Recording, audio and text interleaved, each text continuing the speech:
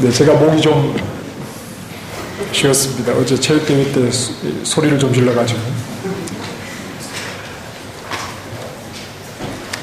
자, 오늘 우리가 예수님을 부인하는 베드로에 대한 말씀을 읽었습니다. 자, 우리가 1세기의 마가복음을 읽는 독자라고 한번 생각을 해보십시다. 마태, 마가, 누가, 요한 이 사복음서 가운데 가장 먼저 기록된 복음서가 마가복음으로 우리는 알고 있는데, 1세기 로마의 박해 속에서 마가가 전하여 준 이 복음서를 읽던 그리스도인들이죠. 이 독자들은 말씀을 읽으면서 이 베드로에 대해서 어떤 생각을 했을까? 먼저 마가복음을 열면 1장에서 이제 베드로와 형제 안드레가 예수님의 부르심을 받습니다. 갈릴리 해변에서 그물을 던지다가 예수님의 부르심을 받는 장면이 나옵니다. 예수님께서 베드로를 부르실 때 그 부르심에 대한 반응을 마가는 이렇게 간략하게 소개했습니다. 곧 그물을 버려두고 따르니라 그랬습니다. 즉시 당장 그 자리에서 예수님이 부르실 때 그 그물을 버려두고 예수님을 쫓아갔다. 멋지죠? 멋지지 않습니까? 우리가 하나님 앞에 즉시 순종한 것이 얼마나 있을까요? 하나님 말씀에 우리가 즉시 그 자리에서 순종한 것이 우리에게는 얼마나 있을까? 구질구질하게 변명을 늘어놓고 해야 하는 줄은 알지만 하지 못하고 미루고 있는 우리보다는 훨씬 낫지 않습니까? 하나님의 뜻인 줄 알면서도 10년째 미루고 있는 우리와는 차원이 다른 모습이 아닙니까? 그것도 자기 직업을 버렸습니다. 아주 중요한 결정이지요. 자기 직업을 버리고 예수님을 쫓아가는 일을 즉시 그 자리에서 말씀에 순종함으로 베드로가 예수님을 따라갔습니다. 예수님의 부르심에 즉각 순종하는 베드로의 모습이 당시 독자들에게 큰 도전이 되었다, 이렇게 볼 수 있겠죠. 그런데 마가복음에 나타나는 베드로의 맨 마지막 모습이 무엇인지 아십니까? 오늘 본문입니다. 마가복음을 독자들이 처음에 마가복음을 앞부분을 읽을 때 예수님께서 나를 따라오라 하실 때 그분을 버려두고 자기의 직업을 버려두고 즉시 그 자리에서 예수님을 따라가는 순종의 모습을 보면서 독자들은 이야, 베드로가 대단하구나, 이런 도전을 받았겠죠. 그런데 마가복음서 거의 끝나는 부분의 마지막으로 베드로에 대해서 기록된 내용은 오늘 본문입니다. 오늘 본문에서 베드로의 모습은 예수님을 3차례 부인합니다. 나는 예수를 모릅니다. 그리고 72절 말씀에 울었더라 그랬습니다. 이 울었다는 말은 이 소리라는 단어에서 온 말입니다. 소리. 베드로가 울었더라, 이 말은 베드로가 소리를 내어서 울었다, 이런 말입니다. 오늘 본문, 우리가 잘 아는 본문이기 때문에 본문 당시의 분위기를 볼 때 그 사람들 앞에서 베드로가 엉엉엉 소리를 내서 그렇게 울지는 않았겠지요. 사람들이 없는 곳으로 나와서 혼자 베드로는 소리를 내어서 울었을 것입니다. 마태도 그렇게 소리를 하는데 마태복음에도 보면 밖에 나가서 심히 통곡하니라 그랬습니다. 여러분 집에 혼자 계실 때 소리 내서 울어보신 적 있습니까? 아무도 없는 자리에서 엉엉 소리 내서 울어보신 적이 혹시 있으십니까? 무인도에는요, 불평이 없대요. 무인도에는 불평이 없답니다. 우리가 생각할 때 무인도는 불평이 한두 가지가 아닐 것 같은데 무인도에서는 불평이 없답니다. 이 말은 불평을 왜 하느냐 하면 여러 가지 이유가 있겠지만 들어주는 사람이 있기 때문에 하는 겁니다.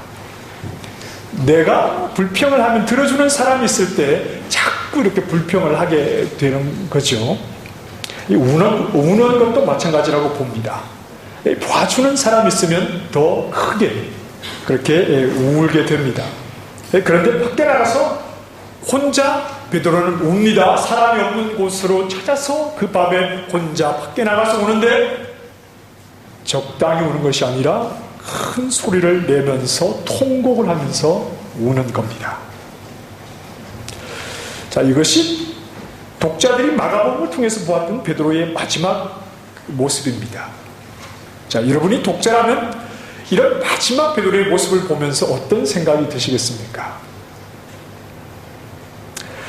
베드로도 뭐 별것 아니구만, 그렇게 생각을 할 수도 있겠고, 베드로가 결국은 통곡할 수밖에 없는 그 마음을 나도 이해할 수 있겠다, 이런 마음을 가질 수도 있겠죠.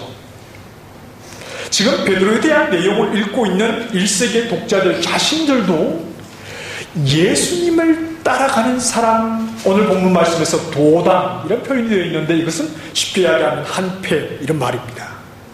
예수와 한패. 1세기 로마에 있던 그리스도인들도 박해 속에서 예수님을 따라가는 예수님과 한패가 되었다는 것 때문에 그들은 지금 목숨을 잃을 수도 있는 그런 위험한 상황입니다. 위태로운 상황입니다. 어쩌면 그들이 오늘 본문의 말씀을 읽으면서 이런 생각을 하진 않았을까요? 예수님을 따르는 제자라면 한 번쯤은 믿음으로 결단해야 할 때가 있겠구나. 예수님을 따르는 제자라면 박해를 피해 갈 수가 없겠구나. 본인들도 지금 박해를 받고 있고 베드로도 예수님과 한 도당이 되었다는 것 때문에 지금 목숨을 잃을 수 있는 위태한 자리에 있습니다. 이 박해라는 게 뭡니까? 나는 예수님을 따르는 사람입니다 라고 말했다가 그것 때문에 손해를 입게 되고 심지어는 목숨까지도 잃게 되는 것, 그것이 박해지요. 이 박해를 받는 것은 누구나 두려운 일입니다. 그리스도의 제자인 우리가 어떻게 하면 믿음의 사람이란 한 번쯤은 믿음으로 결단해야 하는 이 박해의 자리를 피하지 않고 그 자리에서 당당하게 믿음으로 박해를 맞을 수 있을까? 이런 생각들을 해보지 않았겠습니까? 여러분은 기독교인이십니다. 그렇죠? 여러분이 생각하는 기독교는 뭡니까? 제가 간혹 이런 질문을 한 번씩 드립니다만 내가 기독교인이라고 해서 기독교인이 아니거든요. 기독교인은 기독교를 바르게 이해하고 믿는 사람이 기독교인이거든요. 여러분이 생각하는 기독교는 뭡니까? 그리고 여러분이 생각하는 예수님을 믿고 따르는 제자란 무엇입니까? 이 말을 다르게 표현하면 오늘 이 자리에 나온 이유가 뭡니까? 이런 질문이기도 합니다. 지금 이 자리에 나와서 하나님을 예배하는데 어떤 마음과 무엇을 기대하는 마음으로 이 자리에 있는 겁니까? 이런 질문이기도 합니다. 기독교는 지금 내가 처한 문제와 지금 내가 처한 입장에서 어떤 실용적인 해답을 주어야 한다, 이런 생각을 할 수 있겠죠. 몸이 아픈 사람은 예수님을 믿어서 몸이 나아야 하고, 가정에 자녀가 없는 가정은 예수님을 믿어서 자녀가 생겨야 하고, 경제적으로 어려운 사람들은 예수를 믿어서 경제적으로 부유해져야 한다. 지금 내가 겪고 있는 실용적인 그 문제에 대한 실용적인 해답을 주는 것이 기독교다, 이렇게 생각할 수도 있습니다. 또는 마음의 위로를 줘야 한다. 다들 힘들게 이 땅에서 살아가고 있는데 이 자리에 나온 사람들에게는 마음의 세상 어디에서 얻을 수 없는 마음의 위로를 주는 것이 기독교다, 이렇게 생각하실 수도 있겠습니다. 이렇게 이 땅에서 예수를 믿어서 현실적인 문제를 신앙으로 해결을 하고 소원하는 것을 얻고 위로를 받으며 행복하게 문제없이 형통하게 살아가는 것이 바로 예수님을 믿는 제자의 모습일 것이다, 이렇게 생각할 수도 있겠지요. 그런데 사도 바울은 예수님을 믿는 제자가 누구인가에 대해서 두 가지로 우리에게 말합니다. 우리의 생각과는 좀 다를 수도 있겠습니다만, 첫째는 말로 그리스도를 알리는 일이다 그랬습니다. 말로 그리스도를 알리는 것이 그리스도를 따르는 제자가 가지는 두 가지 가운데 하나의 모습이라는 겁니다. 전도하는 겁니다. 그리고 가르치는 거지요. 십자가의 도를 전하는 겁니다. 여기에 대해서는 더 이상 길게 설명할 필요가 없습니다. 그리고 둘째는 몸으로 그리스도를 알리는 것이다 그랬습니다. 이것은 몸으로 그리스도를 알린다는 말은 고난을 받는다는 말입니다. 내가 그리스도 이름으로 고난을 받음으로 그리스도가 알려지게 되는 것. 바울이 디모데에게 말합니다. 오직 하나님의 능력을 따라 복음과 함께 고난을 받으라 그랬습니다. 말로 그리스도를 알리고 몸으로 고난을 받으면서 그리스도를 알리는 것이 예수님을 따르는 제자의 모습이다. 바울은 누가 제자인가에 대해서 이렇게 우리에게 말해주고 있습니다. 이 두 가지는 하나도 쉬운 것이 없지요. 우리가 지난주에 이어서 이제 계속해서 가족 모임별로 고넬의 초청 전도를 하고 있습니다. 관계 속에 있는 사람들을 청해서 그들에게 예수님을 전하는 일입니다. 예수님을 모르는 사람을 앞에서 예수님을 전한다는 것은 결코 쉬운 일이 아닙니다. 어떤 가족 모임은 아예 한 사람도 청하지 못한 이런 가족 모임도 있습니다. 대부분의 그리스도인들이 전도를 하지 못하는 이유는 그냥 우리 교회 한번 나와봐 이게 아니라 예수 그리스도에게서 좀 체계 있게 말하는 것이 어려운 이유는 어떤 지식적인 문제도라기보다는 예수님을 알지 못하는 사람들에게 말로 예수님을 말하는 것이 이 영적으로 접근한다는 것이 결코 쉬운 일이 아니기 때문에 대부분의 그리스도인들이 전도를 잘 하지 못하는 겁니다. 이 몸으로 그리스도를 알리는 일은 더 어려운 겁니다. 지금 우리는 1세기 로마의 박해 속에서 육체적인 고난을 받으면서 신앙생활을 하고 있는 것은 아니지만 그래도 몸으로 그리스도를 알리는 삶은 여전히 이 땅에서 살아가야 합니다. 십자가를 지심으로 온 땅을 섬기신 주님처럼 우리의 몸으로 세상을 섬기는 일들을 우리는 계속해서 해나가야 하기 때문이지요. 한국에서 손님들이 가끔씩 방문을 합니다. 짧게는 몇 주, 또 길게는 몇 달을 방문을 하시는데 사실 여기에 계신 분들에게는 그 일이 쉬운 일이 아닙니다. 한국에서야 잠깐 머물다가 간다고 생각할 수 있겠지만 여기에 계신 분들은 또 다 생활이 있기 때문에 그분들을 반갑긴 반가운데 좋긴 좋은데 결코 쉬운 일만은 아닐 수 있습니다. 저 같은 경우는 손님들이 돌아간 뒤에 솔직하게 말씀드려서 저 자신의 초라함을 보게 됩니다. 내가 아직 이것밖에 안 되는구나 이런 생각을 합니다.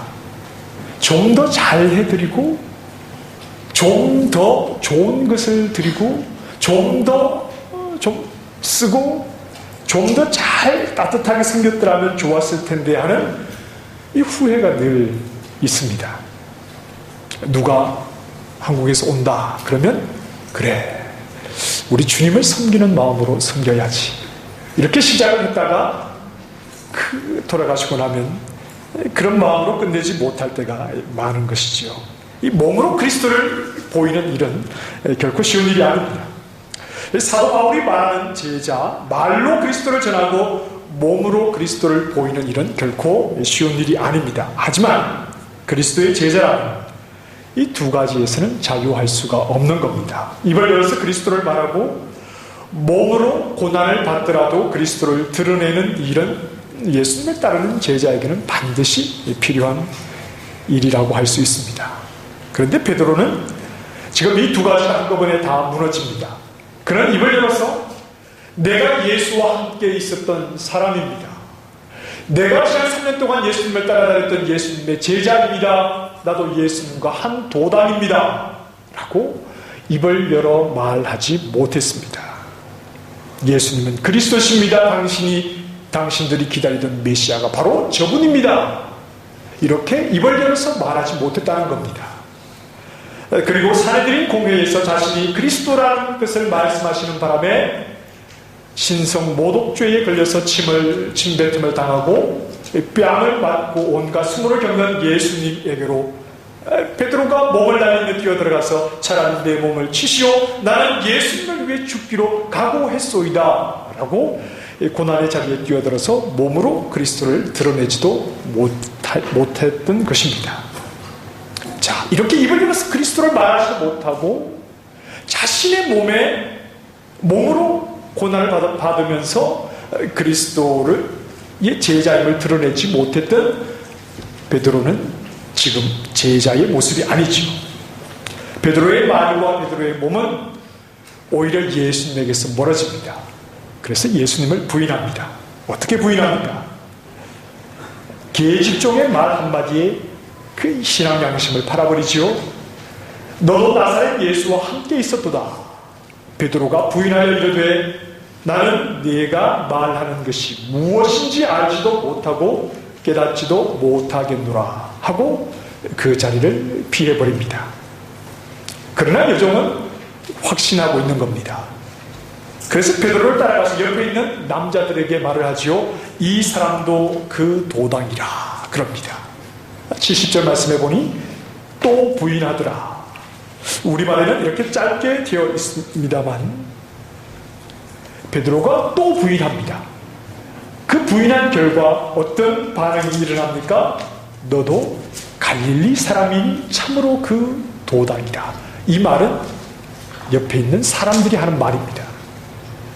옆에 있는 남자들이 너도 갈릴리 사람이니까 그 도당이 맞다 이렇게 말하는 겁니다.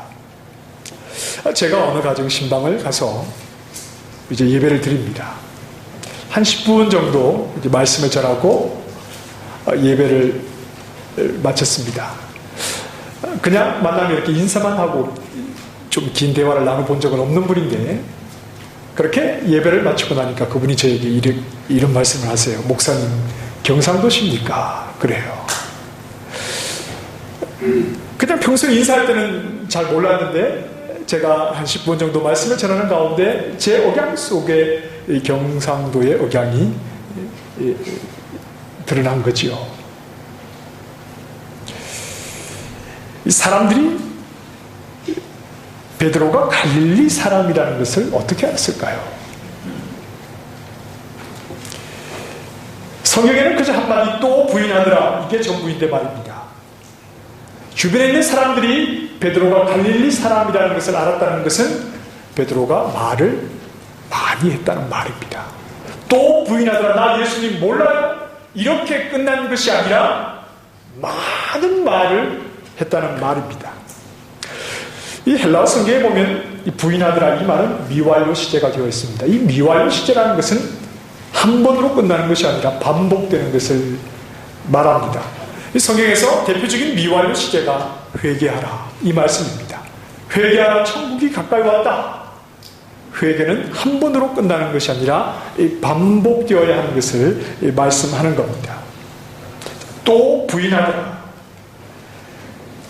이 베드로가 한마디 말로 예수님을 모릅니다 이렇게 끝난 것이 아니라 많은 말들로 예수님을 나는 알지 못합니다. 나는 예수라는 자를 알지 못하고 예수와 가까이 해본 적도 없고 예수가 어떤 사람인지 잘 알지도 못하고 저 계집종이 나한테 그 같은 도당이라고 말하는 것은 생사람을 잡는 것입니다 라고 말하면서 수없는 말들을 많이 쏟아냈습니다. 그 많은 말들은 다 예수님을 부인하는 말입니다.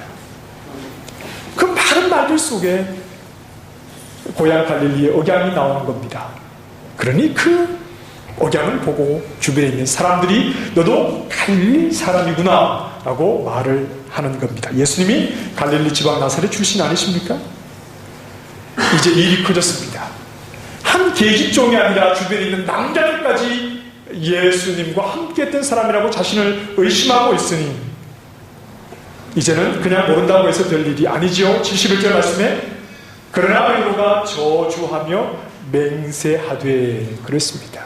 베드로가 저주합니다. 누구를 저주합니까? 예수님을 저주합니다.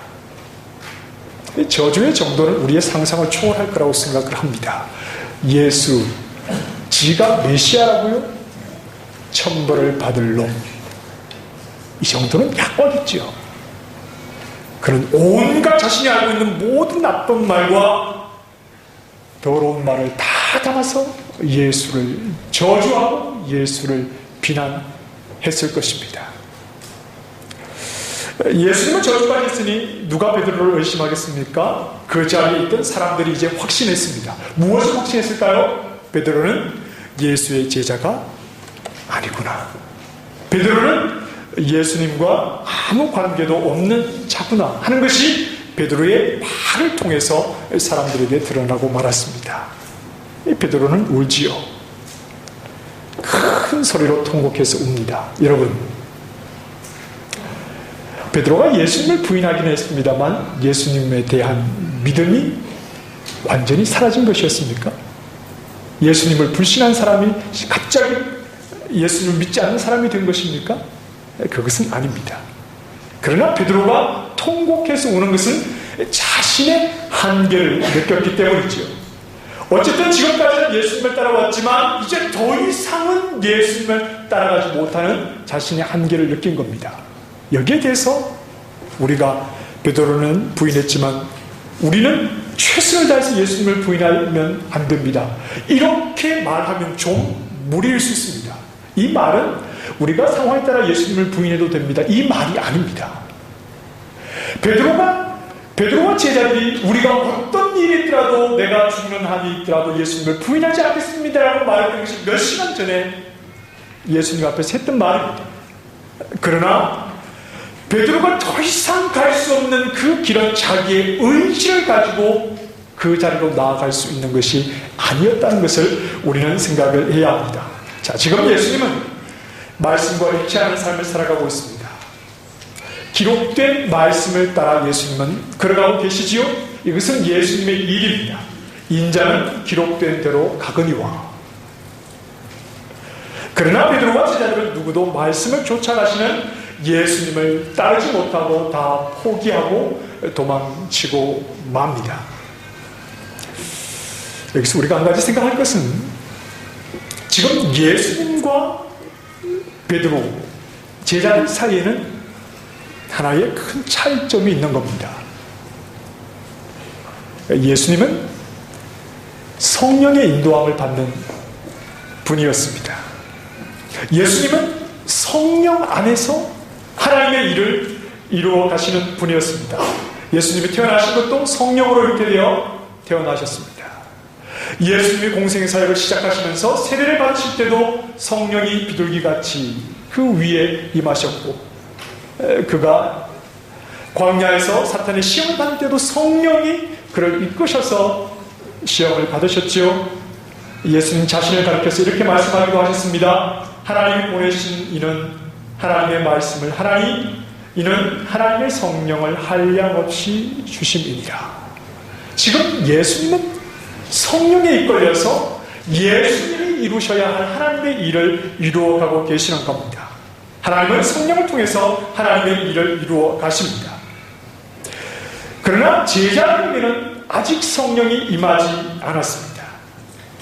제자들의 일은 비로소 이때 이루어지기 때문입니다. 왜냐? 예수님의 모든 사역이 끝난 뒤에 비로소 제자들의 일이 이루어지기 때문입니다. 예수님은 지금 성령에 이끌려서 예수님의 일을 이루어가고 계시나 제자들에게는 아직 성령이 임하지 않았지요. 성령이 임하지 않은 이 상황, 예수님이 모든 일을 성령에 이끌려서 감당하신 뒤에 비로소 제자들에게는 성령이 임하게 되는 겁니다. 하나님은 오순절 성령을 그들에게 부어주심으로 제자들을 성령의 사람이 되게 하십니다. 그들을 통해서 이루시고자 하시는 하나님의 일이 무엇일까요? 하나님이 성령을 주셔서 성령을 부어주심으로 예수 그리스도를 통해서 말씀을 온전히 이루는 일을 감당해 내셨다면, 예수께서 모든 일들을 마친 뒤에 오순절이 되어서 비로소 제자들은 성령을 받아 성령 안에서 하나님의 일을 이루게 되었다는 것입니다. 그럼 제자들에게 임하신 성령의 일이 무엇인지를 알면 성령을 부어주셔서 제자를 통해서 하나님께서 이루시고자 하는 일이 무엇인지를 이해할 수 있겠죠? 여러분, 성령이 하시는 일이 무엇입니까? 제자들에게 성령을 부어주셔서 성령이 제자들에게 하시는 일이 뭐죠? 누구를 드러내는 일입니까? 예수님을 드러내는 일이지요. 예수님의 말씀을 생각하게 하는 일입니다. 예수님을 깨닫게 하는 일입니다. 예수님을 드러내는 일이 바로 성령의 일입니다. 제자들에게 임하신 성령은 철저히 그리스도의 사역에 기초하신 성령이십니다. 그리스도께서 이루신 일을 누리게 하는 것이 바로 성령의 일입니다. 그리스도를 누림에 어떤 방해도 받지 않는 것, 이것이 바로 성령의 일입니다. 그러니 성령으로 충만한 제자들은 예수님을 전하다가 매를 맞아도 오히려 기뻐했습니다. 예수님을 전하다가 감옥에 갇혀도 오히려 찬양과 기도를 드릴 수 있었던 겁니다. 그들은 성령 안에서 일하고 있었기 때문입니다. 전도하는 것, 그것도 성령의 일이겠지만 그들 안에서 예수님 기뻐하기를 멈추지 않는 것, 이것이 바로 성령이 제자들을 통해서 하고 계시는 하나님의 일인 겁니다. 하나님이 보내신 그리스도께서 이루어 놓으신 일을 의심하지 않고 모든 상황에서 그 그리스도를 누리는 것이 성령 안에 있는 제자의 일이었다는 말입니다. 그래서 요한복음에서 말씀하시지 않습니까? 하나님이 보내신 일을 믿는 것이 하나님의 일이다. 우리는 하나님의 일이라고 하면 예배당을 짓는 것, 이런 것을 하나님의 일이라고 말합니다. 또는 선교사를 파송하는 것, 이런 일들이 하나님의 일이라고 말합니다. 그러나 더 중요한 하나님의 일은 예수께서 그리스도가 되셔서 그분이 이루신 모든 일을 고백하고 그 일을 나에게 적용하는 것, 이것이 바로 무엇보다도 중요한 제자들이 이루어야 할 하나님의 일이라는 사실입니다. 성령의 사람이라면 그렇게 될 수 있다는 겁니다. 제자들이 감당해야 할 하나님의 일은 예수님을 잊어버리지 않는 겁니다. 무엇을 해도 예수님을 떠나지 않는 것입니다. 그리스도가 되셔서 나의 모든 심판을 벗어나게 해주신 그 은혜 안에서 흔들리지 않는 것입니다. 그리스도를 자랑하기를 기뻐하는 것입니다. 나의 삶에 하나님의 복음이 정말 복음으로 머물도록 하는 것, 하나님의 복음이 정말 나에게도 복음이 되는 것, 이것이 바로 성령 안에 있는 제자들의 일이라는 말입니다. 내 형편이 어떠하든지 1세기 로마의 박해 속에서 목숨을 잃게 되는 위협이 있다 하더라도 성령 안에 있는 나에게 예수 그리스도께서 이루신 그 일, 그 예수 그리스도를 내 마음에 항상 담아두고 그리스도를 즐거워하고 기뻐하는 일, 이것이 다른 어떤 일보다 제자들이 해야 할 성령 안에서 하나님의 일이었다는 말입니다. 이 말처럼 쉽지는 않습니다. 그러나 성령의 사람은 그렇게 살아내는 겁니다. 성령으로 충만하게 해주시기를 원합니다. 성령 안에서 그리스도를 항상 누리는 예수 그리스도의 제자로 우리를 세워주시기를 원합니다. 그래서 우리의 말에서, 우리의 몸에서 그리스도가 즐겁게 묻어나는 그리스도의 제자가 되기를 소망합니다. 기도하겠습니다. 성령을 통해서 하나님의 일을 이루어 가십니다.